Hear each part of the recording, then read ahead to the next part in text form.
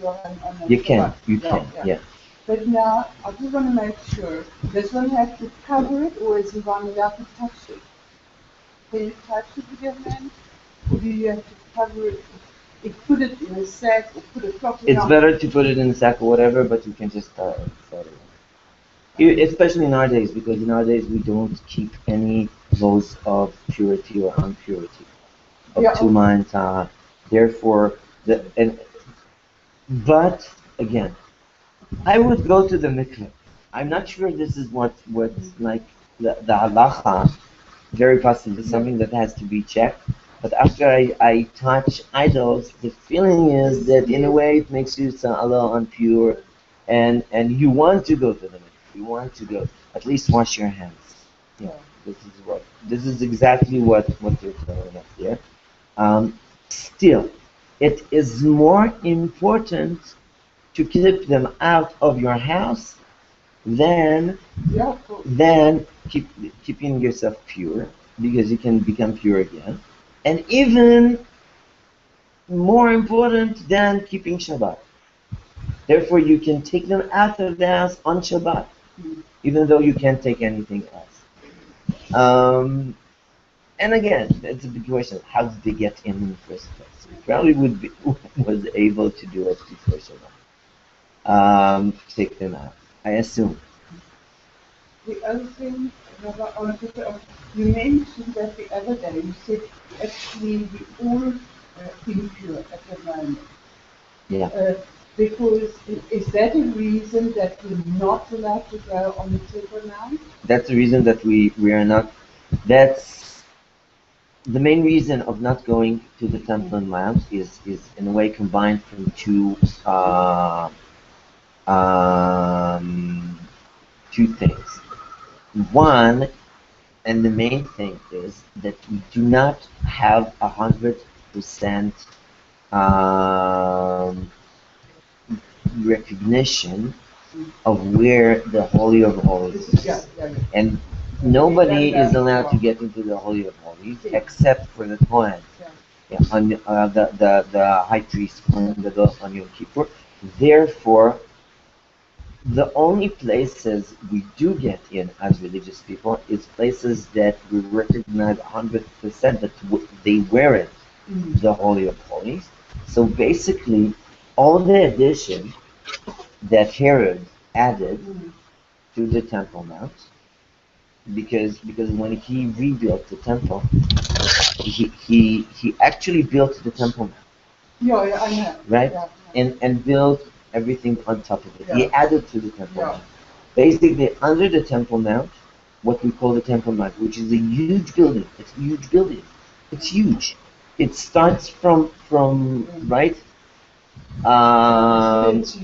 It starts from the area of what's it called of the gates on the south, and it goes to the north. It's half a kilometer wide. I know, I've been It's huge. And when you're there, you can't believe the size of it. Right. You just realize right. It's so enormous. And it, in a way, it has the mountain inside. Right? The mountain itself is inside, on the earth. Yeah. This is where Harabite is. There is a low mountain there, and this is the mountain. So anyways, all of the additions he did, meaning the whole southern part, what we call the stables of Solomon, is an addition, is a newer addition, and part of the western part, near the western wall where the gate is again a place that you can get in, and this is where we go. We still go and deep in the mikveh, but the fact that we are not, if we were able to become pure, then the part, then we would be able to go to more places than where we go now. And again, it's not so simple. There's different opinions. For Rishonim, Vidbaz, Rabbi David ben full name Ben I don't remember, is describing, also the Rambam I think, but Ridbaz is the main one, who describes how he gets into the Temple Mount. And he goes to the dome of the rock, and he was measuring the whole place in order to show exactly where the temple is, and he had no problems. So this is one thing. That, like, there is an opinion that when the temple is not there, you can get to go anywhere. There's another opinion that when you are in a war to conquer the land, then again, as a soldier, you can go anywhere. And we do believe that, in a way, just going to Temple Mount, going up to Temple Mount, is part of the war on the Temple Mount. Anyways, if you get to Jerusalem, so Rabbi,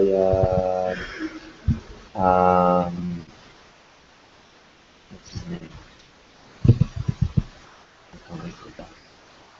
There's a rabbi I can connect you with who goes twice a day, and he is guiding tours twice a day on Temple Mount.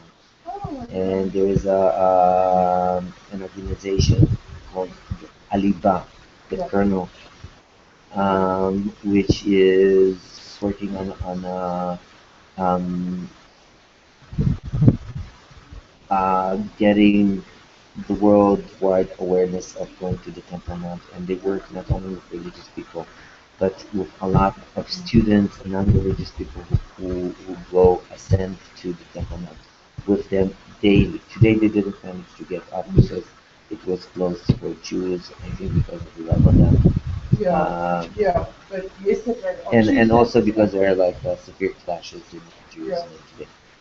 Anyways, okay. One more question. Okay. Now, if only the high priest goes in once a year to the Holy Office, well, during the second temple time, of course, the ark wasn't there. Right. But now, in the first temple, but that's when I sometimes took it out during the war. Yeah.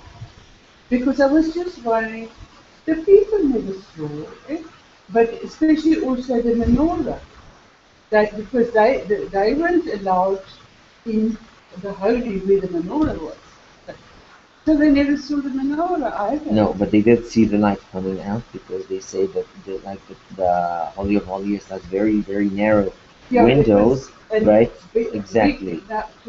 Big to the outside, because in a way the menorah was shining its light on the whole world, so there was special light for everybody. But they say also in Solomon's time, in his tent, because he also made it like he put in 12 menorahs. Also at second temple, one, I think Queen Helene, if I remember right, added they had their 12 menorahs, not inside but outside, that they were lighting, to have a lot of light, and except of the 12 menorahs, they added a big, I don't know what it was, kind of a bowl. I don't remember if it was crystal or gold, but it was hanging above the entrance to the building, and it would shine the minute the sun goes like out. The minute there's the sun comes up, it would shine and make a lot of light, and then everybody knew it's time for the morning sacrifice. That was one of the. There was a lot of pyrotechnics, and it was, I assume, an amazing building with all kinds of. Look, they had technology. We keep to think that all the technology we have is but they had good technology, because building this amazing, huge building, which has all kinds of special arches beneath, Yeah. in order to, Learning. yeah, Oh, Mishnah. You're invited, Mishnah 10, yeah. Wednesday 10. I'll have to check out my glasses. I don't know what the hours. He's there, he's open. He's always I'll open. Sarah later when she comes back from camp. I don't want to So he's opening after 4 o'clock or 4. something. Yeah, well, Yeah, ask him. After 4 he's open for sure, but between 2 and 4 sometimes I closes. was almost thinking about bringing my box over here today. It's just too hot. I don't have the car. So I don't know how to- What box? My computer box. Oh, I see. Okay. Yeah. You don't. Okay. So this is like um yeah, in a nutshell, Temple Mount stuff. Yeah, may Hashem like bring us back to the Temple Mount and how this the Torah. Ah, save it. You're a staff now. Yeah, it says stuff. Stop? Yeah. Save it. Oh. We're just starting the Mishnah. We're talking about many other things, and we're online on live hangout. So we're starting the 10th chapter, not 9th as I wrote there. I have to change the title.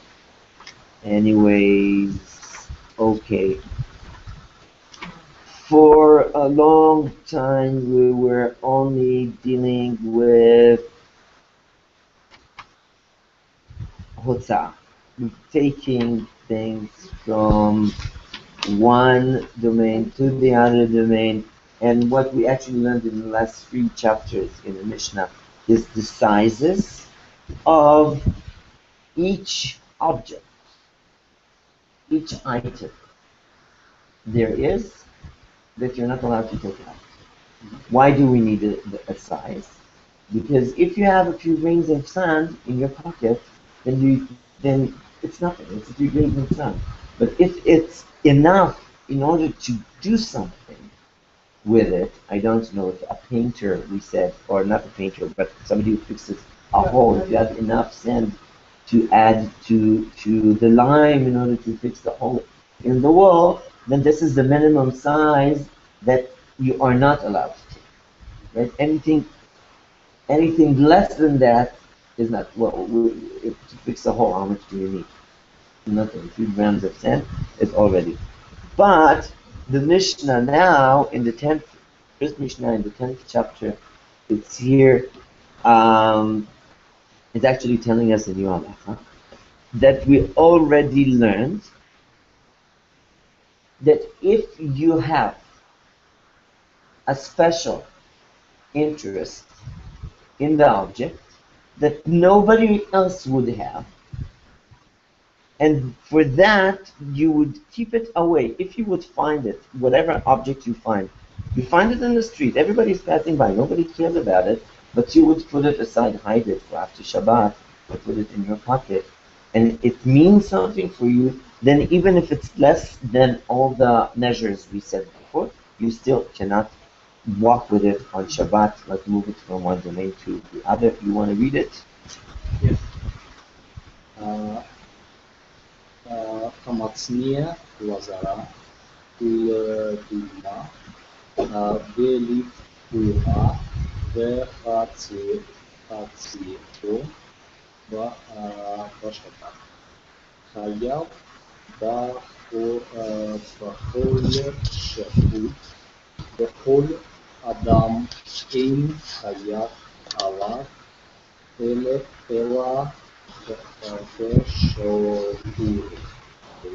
שיעורו. חזר והכניסו, איני חייב עליו, אלא Kishiuro. When you have, like the word alav, when you have yud and then vav, most of the time the yud is silent. This is why it doesn't have any punctuation marks, any vowels, nothing is coming with it. Yeah, it's alav. We just don't say it.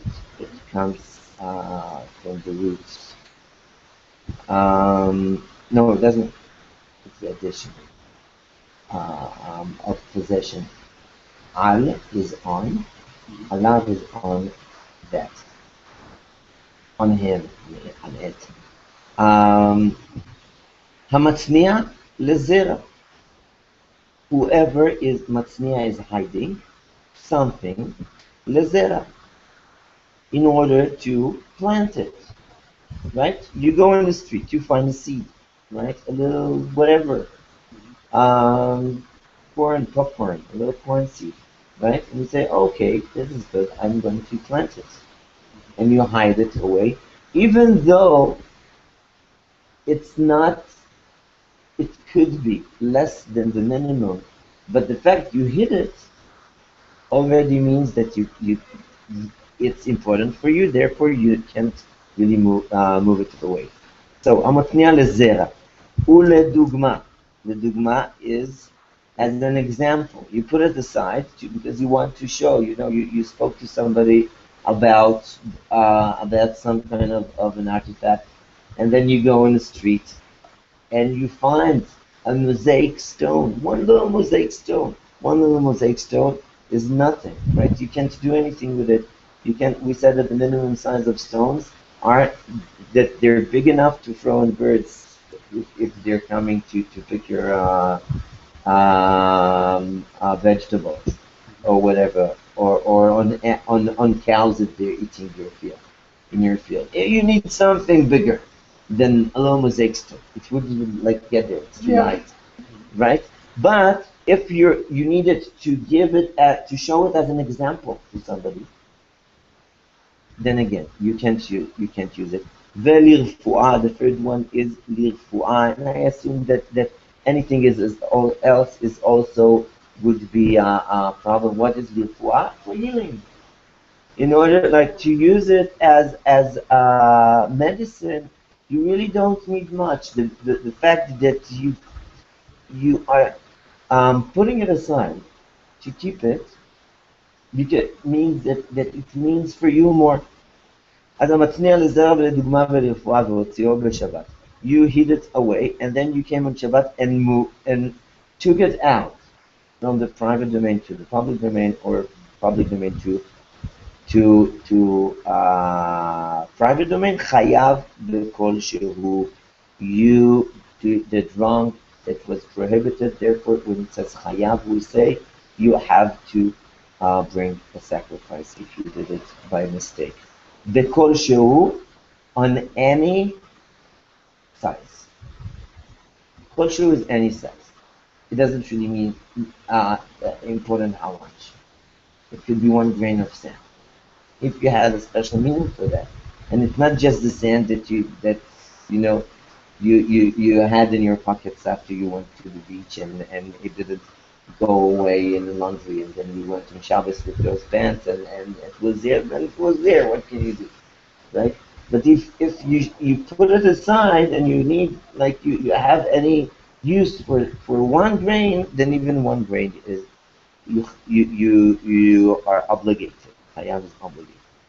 Kol adam and chayav alav ela kishiuro. But any other person would not be obligated to bring a sacrifice. Meaning, it is okay to carry it in your pocket because you don't have any meaning for that, and therefore you would be obligated. It would be prohibited only on the sizes that we learned before, the actual sizes, the minimum sizes. Chazar veichniso eino chayav ela kishiuro. Chazar came back, but the meaning is that he really decided, he changed his mind, and he decided he doesn't need this anymore. Right? You took it away as a sample,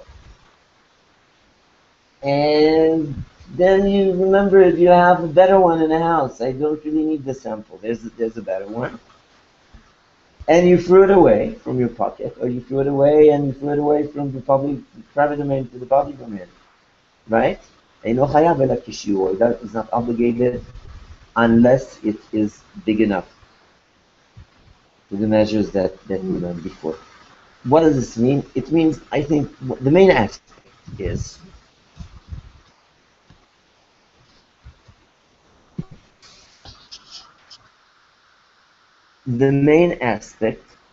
is that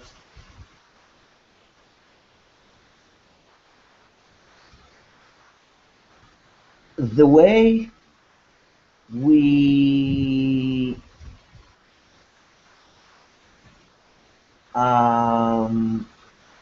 think about things is what makes them. I don't hear. It's not even exactly. It's more than prohibited. Prohibited is only the byproduct. But the main thing is that it's exactly the use of an object is not a universal thing, but each person on an individual level is deciding whether this object is usable or not. And again, there is a universal definition. The universal definition is, we had it in the Mishnah, right? But you can add to the universal definition. What does this mean? You cannot say, I am vegetarian, therefore this meat doesn't mean anything to me, so I can carry it. No, it's food, you can eat it. The fact that you don't want to eat it is nothing. But on the other hand, if you're taking a little smaller sample than the minimum, it still can be prohibited, and it still can be a problem.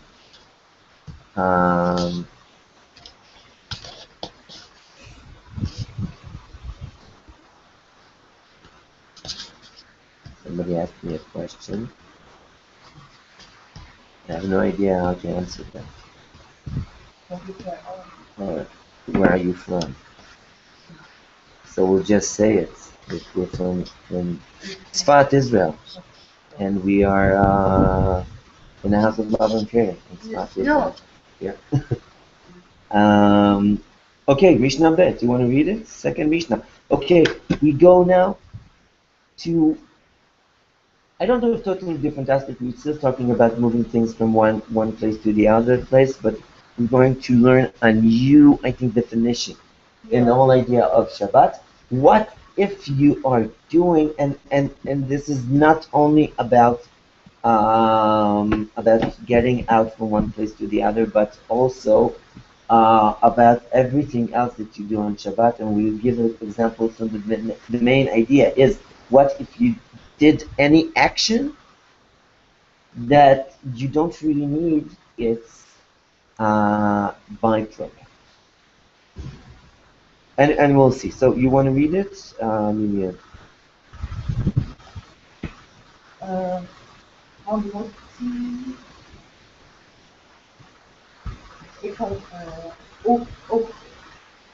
Kalim Tanam Al Haris Kufa Very Shakar Sa Hazak.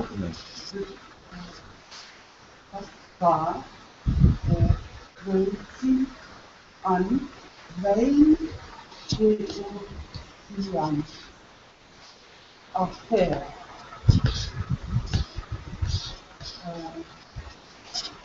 Katur Mispanel Shelo Asa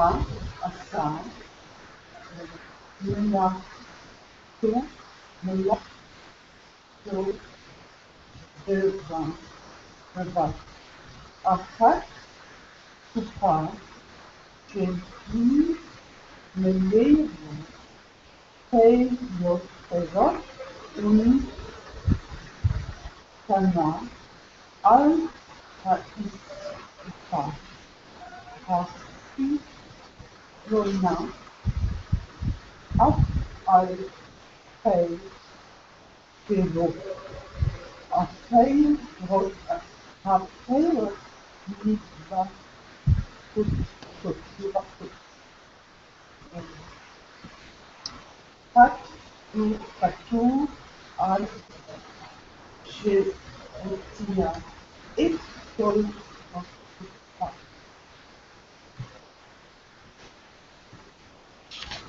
Okay, so I was wrong. It's actually what I described was in the third mishnah, or the fourth one. And we're going in a way back to the first mishnah, which is, if you remember, was talking about two people Yeah. who are getting something out of the house or out of the private domain, right? One is putting his hand in, the other one is putting something in his hand, and then he takes it. And we said that basically taking things out or in to the public domain, in and out, the public domain has, in a way, three levels. What are the three levels? We call it akira, hotza'a, ve'anacha. Akira is you take it away from where it was, right? You pull it up. The second stage is you take it out of the domain.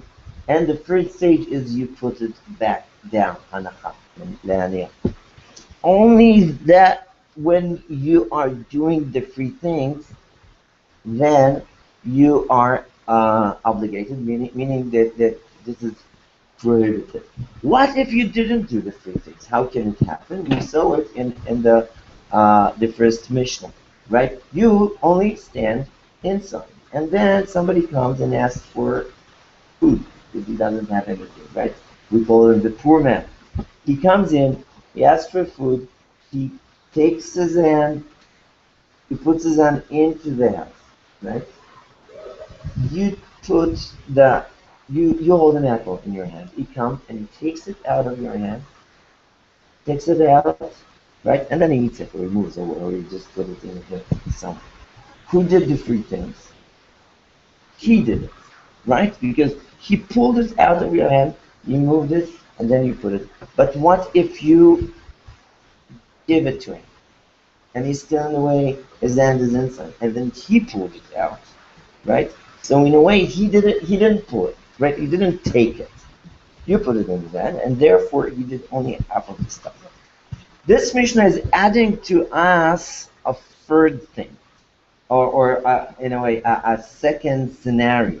The second scenario is that you have a third domain, because we said that we have two main domains. We said we have Reshut HaYachid, the private domain, and we have Reshut HaRabim, which is the public domain. The private domain is minimum 3 by 3 tfachim, 30 by 30 centimeters, about 30 by 30 centimeters is the minimum, right? And it has to have on the sides fences of 10 by 10 tfachim, about a meter high. It can be also an object that is actually 10 by 10 tfachim high, right? If you have a box which is 30 by 30 centimeters and it's 1 meter high, then it's the private domain, right? It's Reshut HaYachid on its own. So if a big box is standing in the middle of the street, which is a public domain, then for itself it's a little Reshut HaYachid. Okay? So you can stand on it, or you pull. If you put something on it, then it's like taking out or taking in, but it's really the same. And then we say that the public domain is the street that is a minimum 8 meters, minimum 16 amot, and it has no fences around it, and many people are walking in, and there's basically an argument whether um, you need 600,000 people a day walking there or not in order to make it a Doraita Reshut Arabim. But basically, we do treat like streets that even if cars are going there, like many big streets in the world, in Israel a little less, but in big cities, have 600,000 people walking there every day. Right? We really have, but we do have the rest. We do have other two domains which are actually defined by Chachamim because we didn't have the definition in the Torah. And the main one is called Carmelit, and there is no good, I think, explanation why it's called Carmelit if it's connected to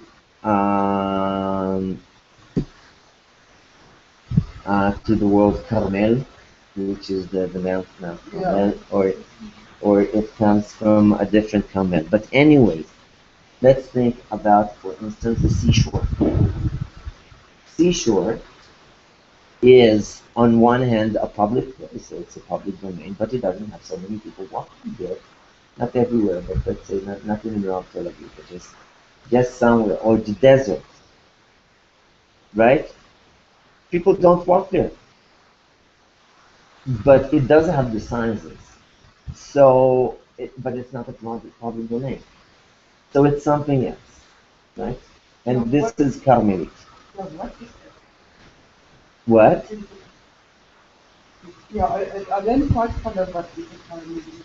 Again, if we have the definitions of Reshut Arabim and Reshut Hayachid, the public domain and the private domain, most of the world is not fitting into those two. Okay, private domain is much easier, right? Whatever is private, your house, your garden, your yard, your whatever, a box in the street or whatever. What if the box is lower than 10 tefachot? It's only 95 centimeters. So it's not Reshut Arabim, it's not Reshut Hayachid. So if it's standing in the middle of Reshut Arabim, then it's a different story, because in a way it's part of Reshut Arabim, it's part of the public domain. But what if we're talking about not a street in town, but I'm in a desert now? Is it a public domain or a private domain? Actually, the desert is not a public domain, because people don't walk there. It's not public, right? I'm alone in the desert, but it's not a public domain. What is it? It's Carmelit. The halacha is,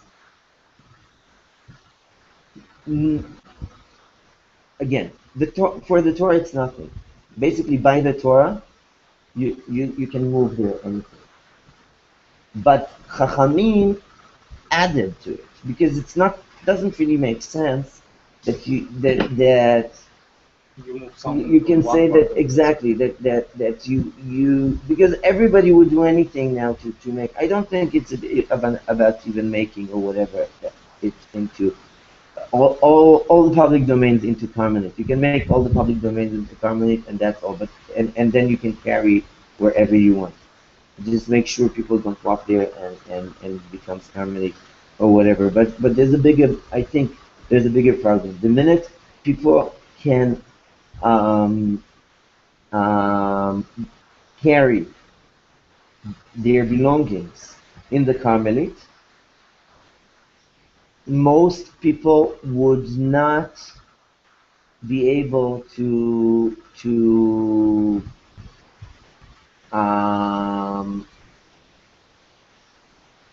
how do you say, lehavdil, to like Abdallah, to make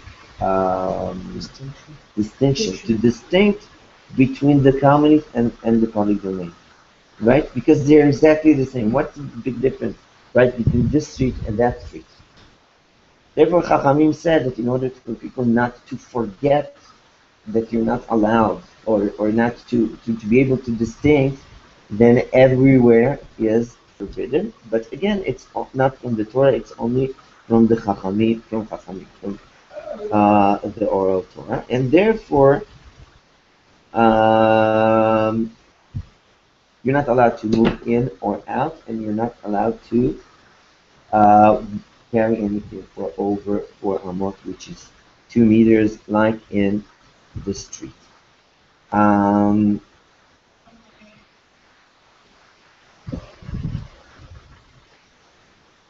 I have a box just on the fence. Oh my God. What did I do with my pen? For this. Right? Here is my house. And here is the yard. You see? This is my house. This is the yard. And this is the street. And I have here a box. The size of the box is 3 by 3. It's less than 4 by 4. And the height of the box is less than 10. The size of the box and the height, okay, is less than 10 by 10. Therefore, it is called Carmelit. Okay? Now I do something very, very easy in a way.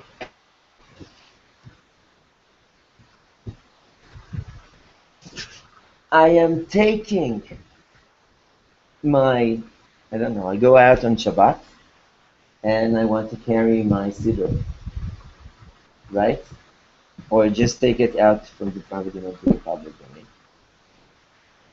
And I am putting the siddur on the box before I get out. Then I get out, then I'm taking the siddur from the box, right?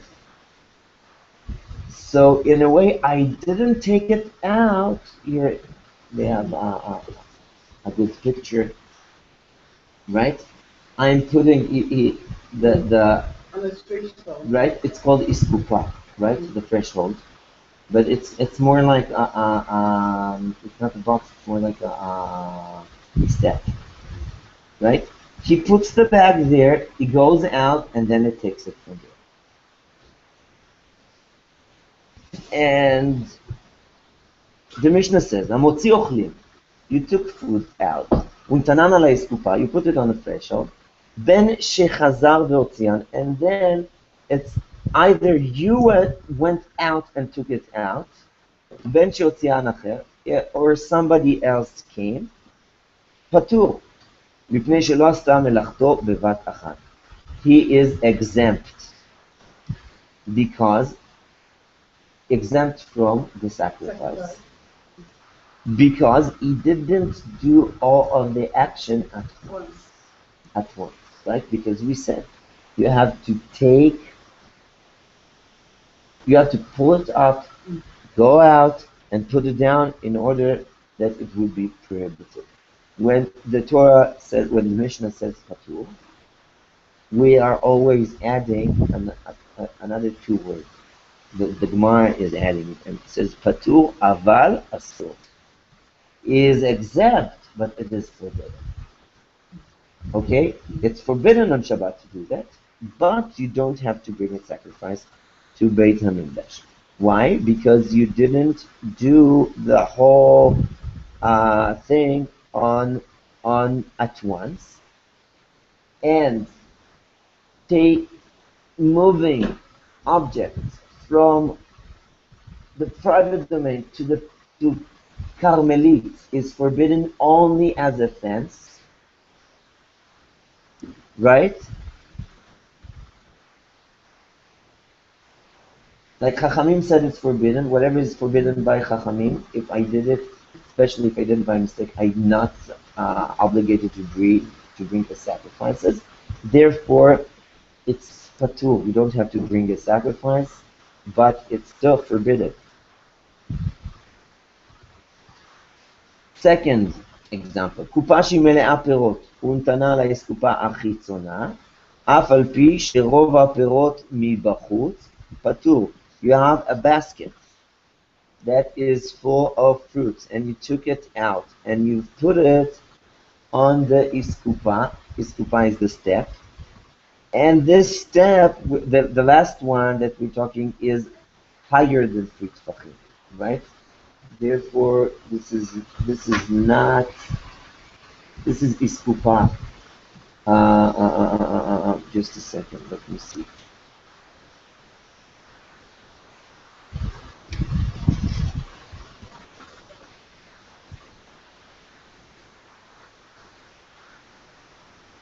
Okay, the first one, the first step, which is the threshold, we're talking about the higher step.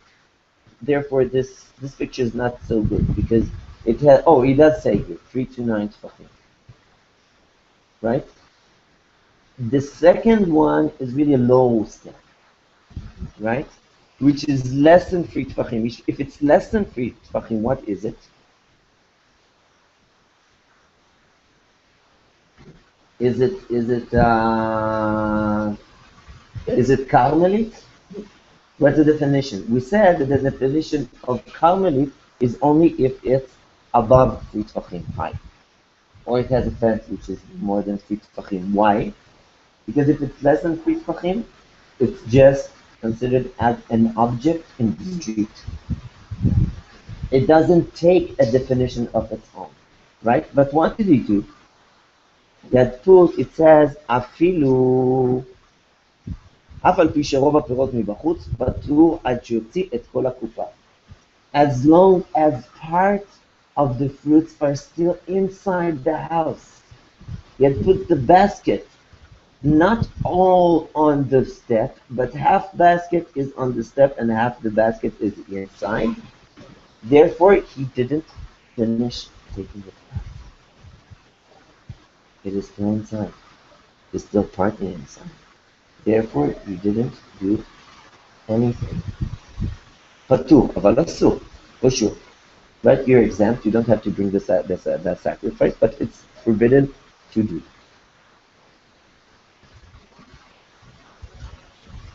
You see, you did only have to take it out, right? עד שיוציא את כל הקופה, until he takes the whole thing out.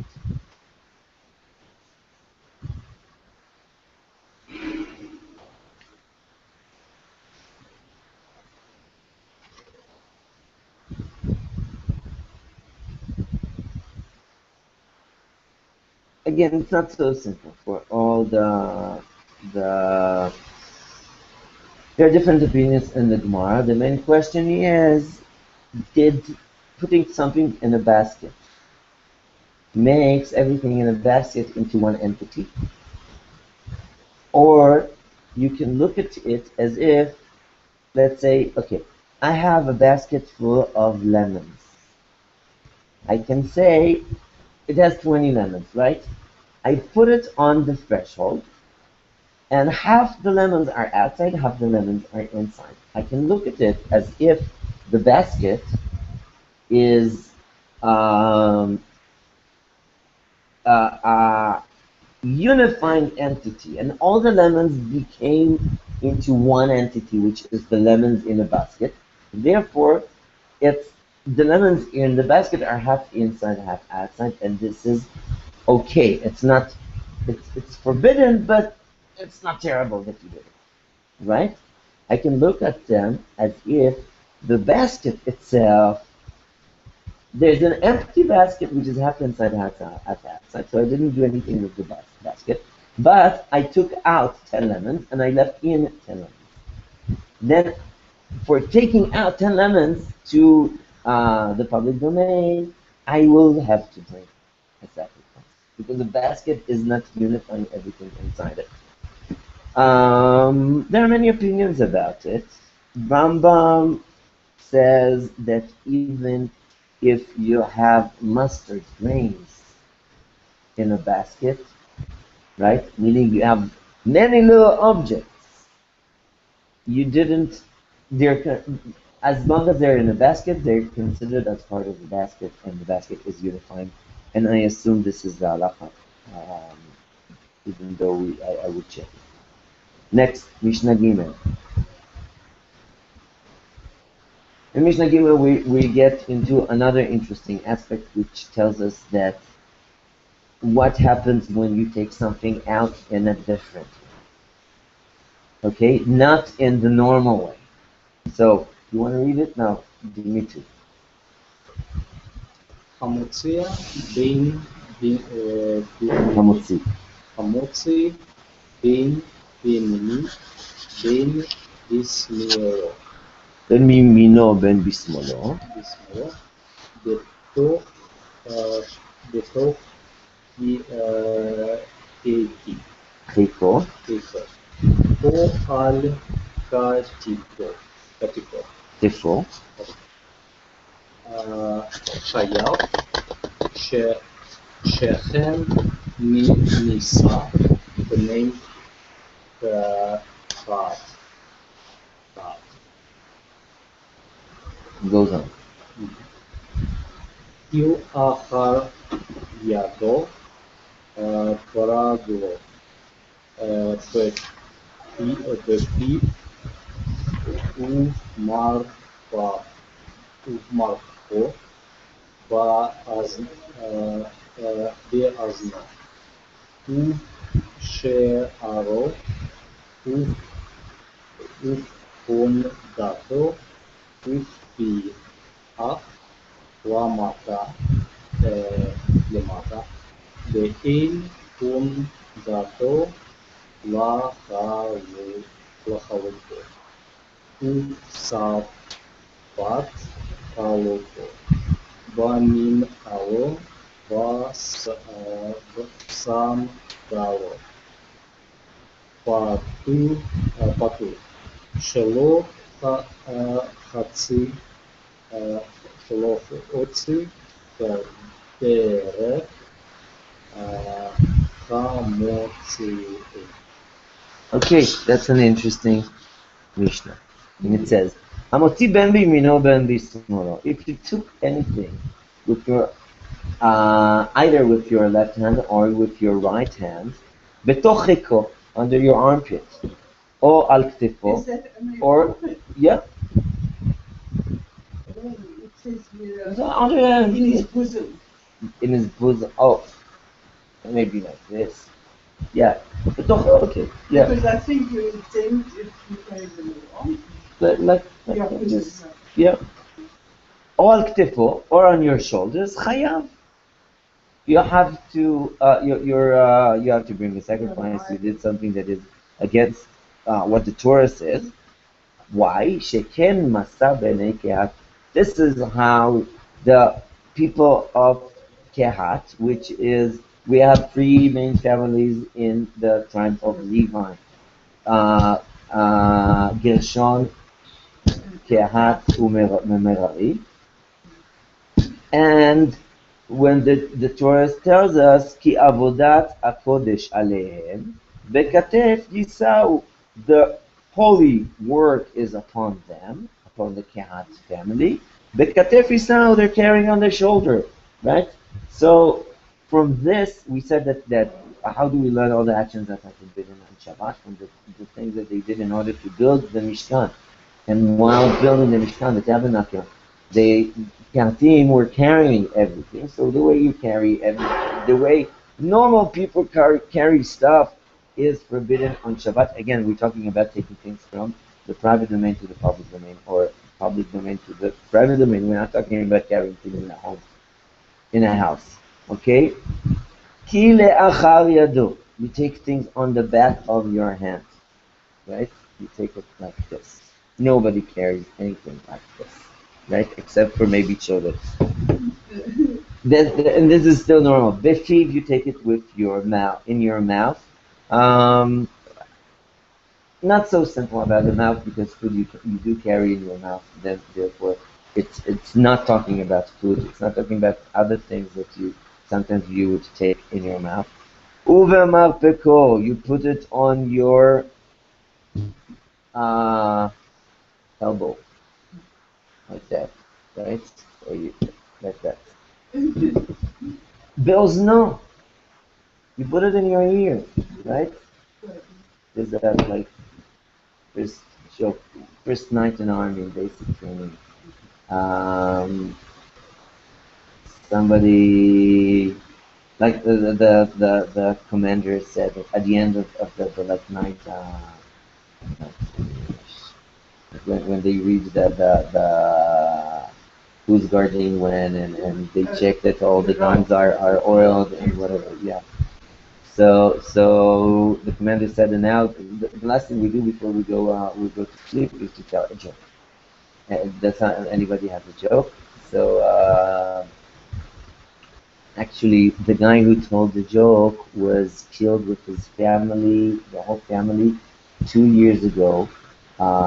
They lost their brakes going down from here. You remember? Like the guy from here, he was a manager of the school, of one of the schools, the principal of one of the schools in Tzfat. They were going down towards Tveria. They lost their brakes, and the car just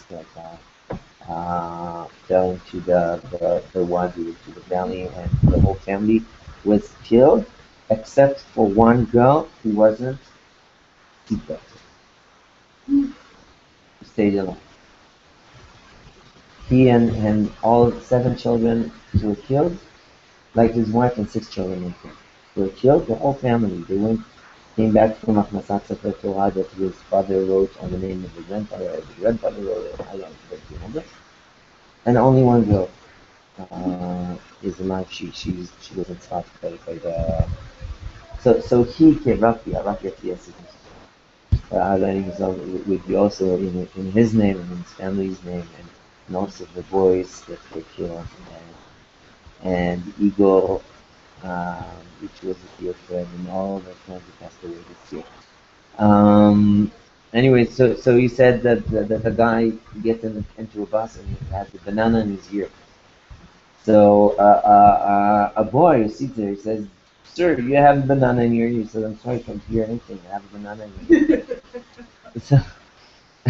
So he walks in the, ubis aro. Maybe you need to be afro to stick things in your hair. I remember that a family of my friends came back of South Africa. They were in Shlichut there in 1977, 78, something like that, and they were Yamanites. So they were like everybody was treating them as tolerant, right? And he had a big afro haircut. So my father used to always tease him and tell him, how do they know in Africa that if you're colored or white? They put a pencil in your. But I really did. They really do. So you see, but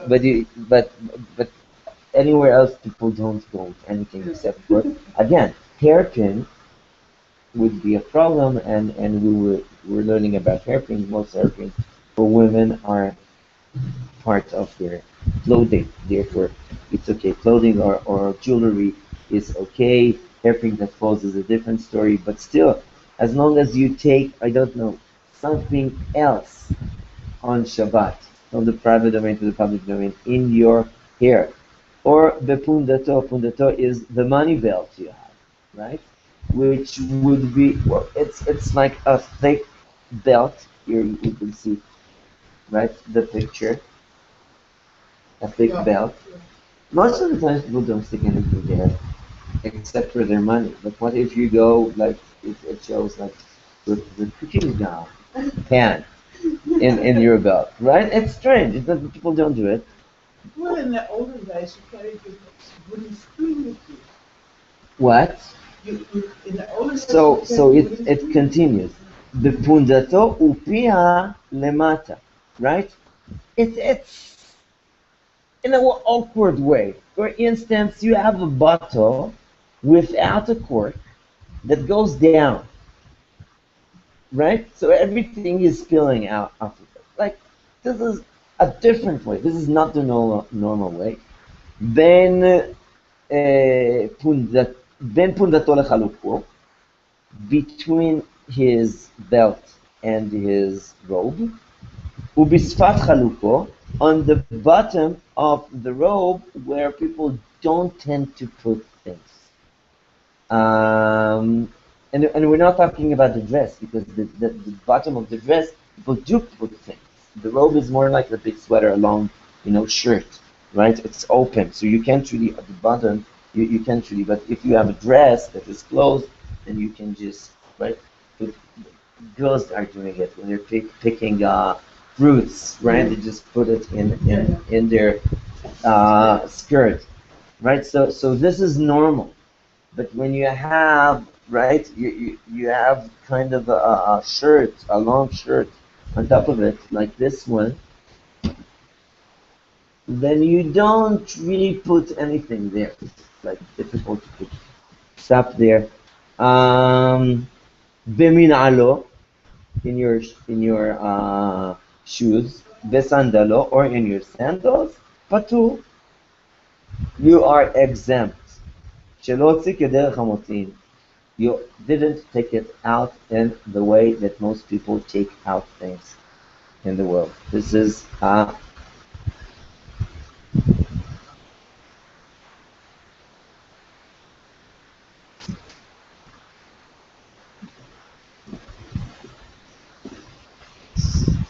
So you could just carry your key like that, or putting it in your belt, or hooking it onto your belt.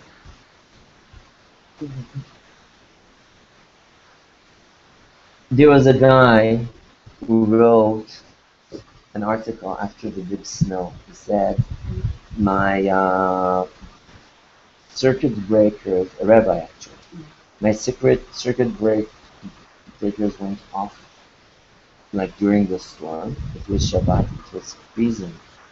And in order to have the house be heated, I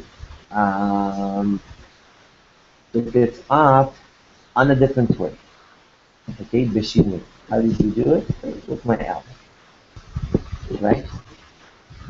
In order to show everybody that, in a way, there's a clash with halacha, and he said, I decided to do this. So many rabbis argued with him and said that it's not so simple on other things, right? We're talking about taking things out. And it's not so simple to decide what does this mean? It means that the ways the Mishnah is telling you, right? If you was going straight with the teeth on your elbow, גם לך, מה קרה? אתה בשידור חי. המעלית בצד שמאל לא עובדת? יש שתי מעליות. כשאתה בא למעלה? הראשונה, כן, כן. היא לא עובדת? לא, היא עובדת, אבל לא בחינת פוליס. הבנתי. אז בזכות המעלית ראינו אותך. If you would go with your key on your elbow in the street, then again, it's not permitted, but you're not going to be punished for that. Okay? It's a different, because it's only midrabanan, from Chachamim, and not from the Torah. We see in all of those examples that we're talking about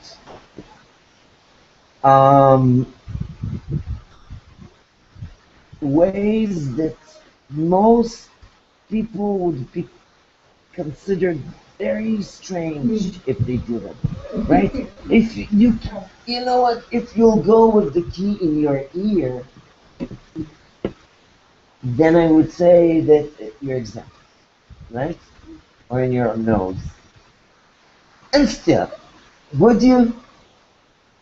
Maybe if you need the key so much, like it's so important that you have to. Would you go to shul like this? I'm not sure. I don't know. But if you just hang it on your belt, this is how keys are treated. Right? Wherever way you hang it on your clothes. Maybe, I don't know, maybe in a shoe. we would be able to say maybe carrying it in the shoe. But again, it's why do people are making belts like the buckles out of the keys? Now you can really make buckles out of keys, and people are using the keys as buckles, and even like they make the keys beautiful, add diamond like stones on them or whatever, because then it's a jewel. It's part of your clothing, and then it's permitted. We're not talking about permitted. We're talking about prohibited, but you exempt. You are not obligated to bring it a korban, a sacrifice, because the Torah didn't speak about it. The Torah didn't speak about it. Again, the only Chachamim added. Why did Chachamim added this fence? Chachamim added this fence because they all know that it's a slippery how do you do that? Slope, right? It's a slippery slope. You let people go with their keys here. You can see he has the key stuck down. Right? You let people carry things in a strange way. Tomorrow it becomes the fashion. Everybody's going like this. And then what? If it's a fashion? If tomorrow it becomes a fashion to walk, if tomorrow it becomes a fashion to walk, you say like this, it's really awkward and strange and funny. But what about adding a key to your ear as a pierce? Okay? At the beginning, it's strange. After 2 months, it's body art. Right? When it becomes body art, it's normal. Then it becomes forbidden again. So in a way, this is what we do with fences. The fence is working only, not the fence, but the Torah, the way, like you're trying to trick the Torah by doing all kinds of things. The way we treat them, and I think this is maybe the connection to the first Mishnah, to the previous Mishnah. No, the first Mishnah, right? And the second Mishnah is not, but the first Mishnah. If we're looking for the main idea in both of them, is what the definition of normal usage is what makes something primitive or prohibited or somewhere in the middle, but that's our mind is what makes that. When we're talking about normal and abnormal, it gets us to many arguments these days. For instance, women wearing pants, right? You told me, I think, that in England until the 18th century or 17th century, it was prohibited by the law for men to wear pants. You told me that? Or no, somebody else told me that. Because men wore robes and women wore pants under their robes, and it was against the Bible, right? Because it says a man is not allowed to wear women's clothing, and pants were women's clothing, right? And then fashion changed, and all men started wearing pants. When the Torah is telling the Kohanim to wear pants under the robes, because when they go up to the altar to bring the sacrifice, then, and this is also the reason that the altar doesn't have steps, right? But a slope is because when you have steps, you put and everybody's looking from you and sees whatever there is to see. So if you can't, it was a chidush. It was in a way like a new modern thing that men are wearing women's clothing to be more modest. Now it goes the other way around. right? They went the other way around. For 200 years, only women wore only dresses and skirts and robes. Men wore like the robes got shorter until they became a jacket and a top, and they men started wearing pants, and even like we say, right? He is the one who wears the pants, or she is the one who wears the pants in the house. It means that right? It's a man thing. It's a real man thing. How many years? 400, 500 years before men are wearing pants, right? It became the man clothes. Men dress. Now, men and women are wearing. And you know what? In many situations, pants are much more modest for women than skirts. When the wind blows, right? Like Marilyn Monroe and on those things, right? It's really immodest to go with pants. So now some say that you really have to wear pants under your skirts in order to be modest, and they do it. Um, some rabbis would say, and do say, that as long as the pants are in a woman's how it's called style, woman's cut, and it's obvious it's a woman's cut, and they're not too tight or whatever, then they could be many times much better than having skirts. But this is fashion. This is what's here. On the other hand, for many people, for many Orthodox people, just the idea of a woman wearing pants is totally against any religious law or ideology. Therefore, they won't let their daughters to wear pants under their skirts, only stockings. Right? So this is how right it happens. And okay, it's 12:11, so we'll leave the rest for next week.